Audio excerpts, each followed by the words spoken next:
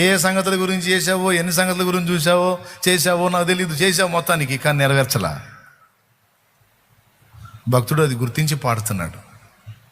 నీవు నాకు చేసిన నిబంధనలన్నీ నెరవేర్చుచుంటివే, నీతో చేసిన తీర్మానములను స్థిరపరచితివే.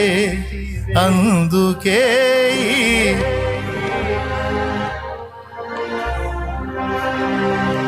పాడండి,